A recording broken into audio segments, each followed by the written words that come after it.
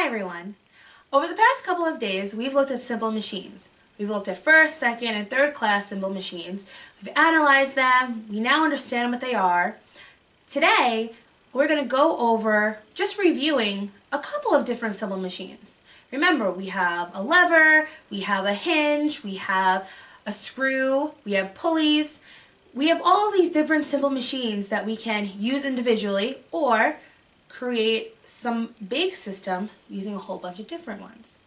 Tomorrow, we're going to take a whole bunch of simple machines, any ones you'd like, your choice, and we're going to have a system that you're going to create. You're going to be given a problem, and you're going to see what simple machine would best fit that problem. Maybe you need one, maybe you need more than one. We'll see that tomorrow. For now, let's review a couple. For this simple machine, we're going to demonstrate a lever. I have here a piece of wood, a turned over garbage pail, and a chair. We're going to take the wood and place it underneath the bottom of the chair.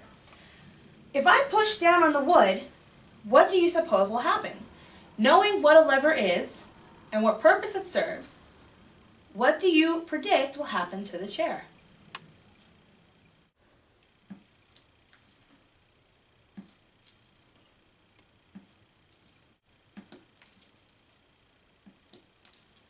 Did you predict that the wood would push the chair up? Why does this happen? Where is the fulcrum located in this system, in this simple machine? Here's a model of an inclined plane.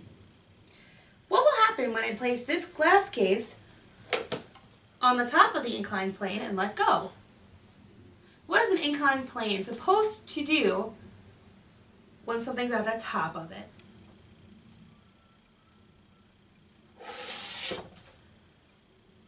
In this demonstration, we're going to create a hinge. I have two different pieces of wood. I have a door hinge that says for a square corner. Not that it matters. I could have used any hinge. It's just the one I chose. And a pack of command strips. Now, this comes with screws, like a normal hinge does. However, I forgot that I do not have a screwdriver to use this with. So, physics goes on, and we're going to improvise, and we're going to use some command strips. It's going to work the same way, we just don't have screws. So I have my hinge here with my command strips on, ready to go, and we are going to put this on here.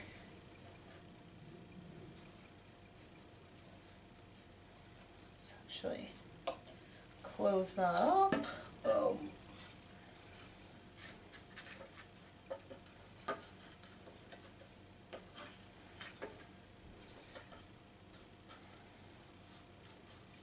Alright, so I'm just going to hold this here for a couple seconds till it gets to stick, and we will be, let's move this way, we will be ready to go.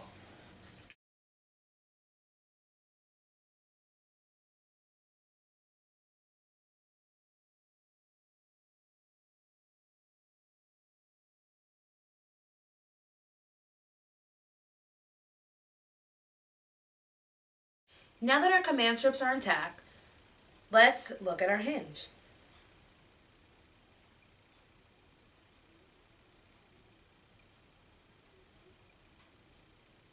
What type of motion does this represent? What on your body is this a model of?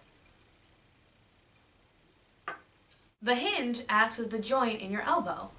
When you move your arm and do bicep curls, that acts as a hinge.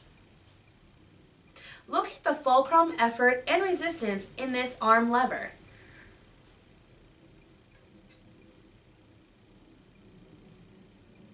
Are other muscles in our body and the movement of our body parts based on the same class of levers? What do you think? What other examples can you name that are applying the third class lever in our daily life? Those are just a few examples of simple machines. As you know, we've studied other examples in class. Here I have a grabber. At least that's what I call it. I'm sure there's a different name for it, but for me, this is a grabber. It appears to just be a piece of metal with a claw at the end and a trigger. This is something that my grandparents use if they need to pick something off of the floor or reach something on a high shelf. This is theirs. Now, knowing what you know about simple machines, what goes into making this particular machine?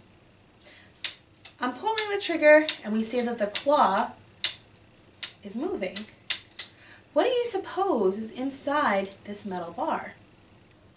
Write your predictions down and we'll talk about it in class tomorrow. What about this one? It appears to have broken, so my grandfather used a piece of duct tape or some sort of tape to fix it here. But it's basically the same type of grabber as the other one. This one, however, has two claws. When I pull the trigger, both claws move. Now, on this particular grabber, there's a lock here.